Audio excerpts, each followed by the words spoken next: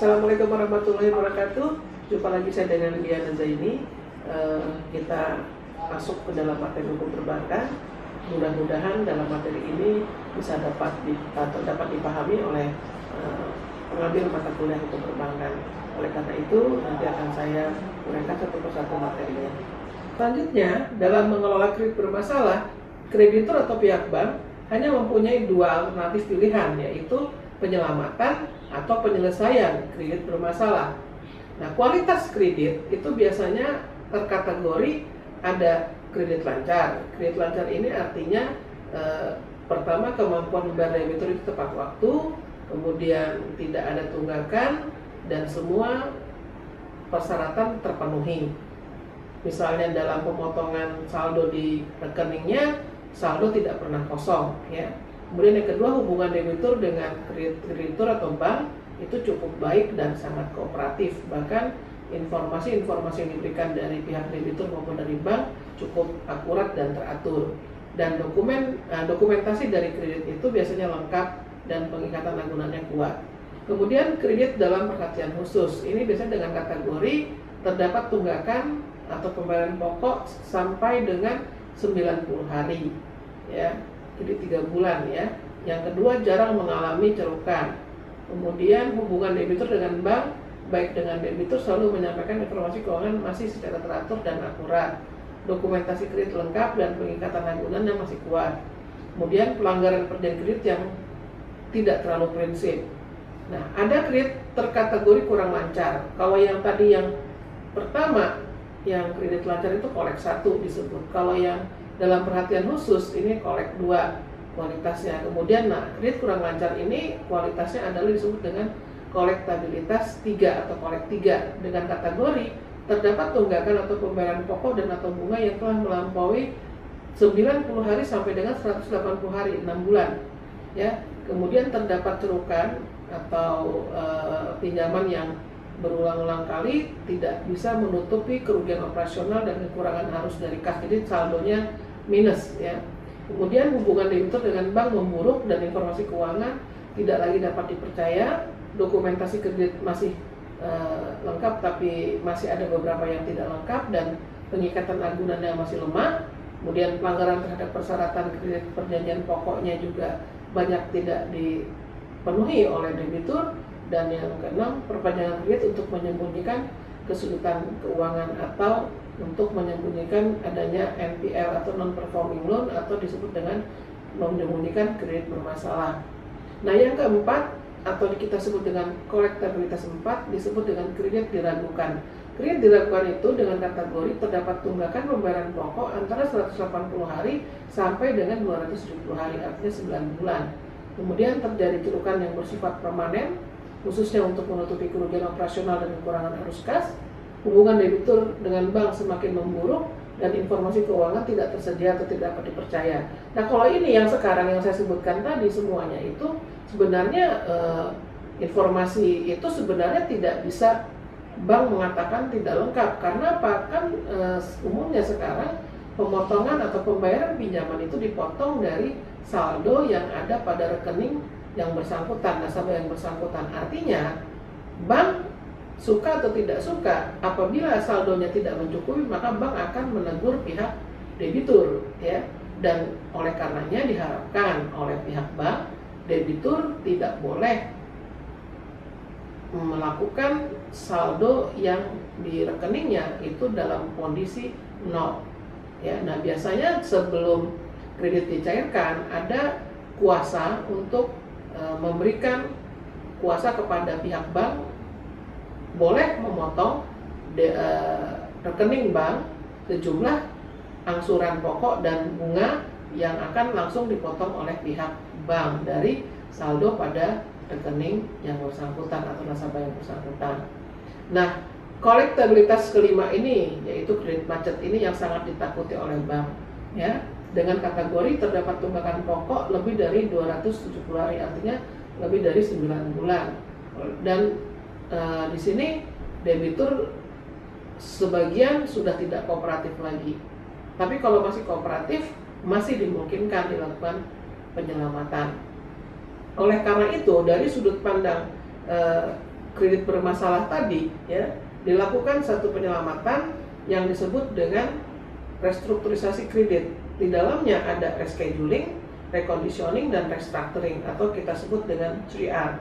Dari sudut pandang risiko, kedua alternatif pilihan tersebut di atas memiliki perbedaan yang mendasar. Yang pertama, apabila bank melaksanakan strategi penyelamatan kredit dengan salah satu dari tiga tadi, rescheduling, reconditioning, dan restructuring, dapat diartikan bahwa bank yang bersangkutan masih bersedia menanggung risiko lebih lanjut dengan tetap. Dengan mempertahankan kelangsungan hubungan antara debitur secara finansial, kemungkinan risiko yang akan ditanggung akan menjadi lebih besar. Artinya ada mungkin penjadwalan kembali, pengkondisian kembali, atau misalnya pemutihan bunga, atau pengurangan angsuran pokok, dan lain sebagainya.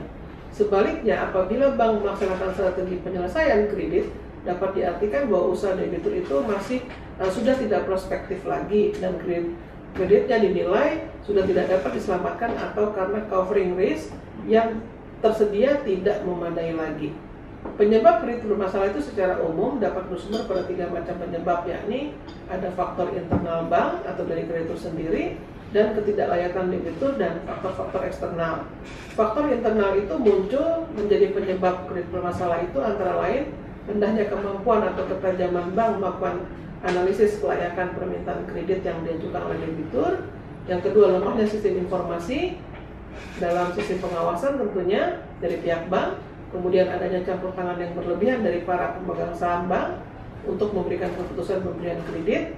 Ini biasanya apabila peminjam ini pihak-pihak terafiliasi ini biasanya.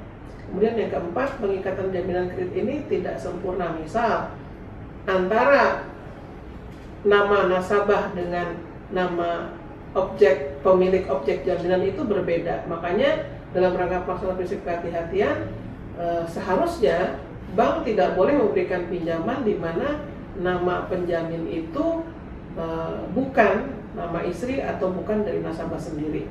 Ya, harusnya seperti itu, tidak boleh nama orang lain atau pihak lain. Kemudian dua, debitur sebagai penyebab kredit bermasalah terdiri dari dua kelompok, bisa perorangan, bisa corporate atau perusahaan.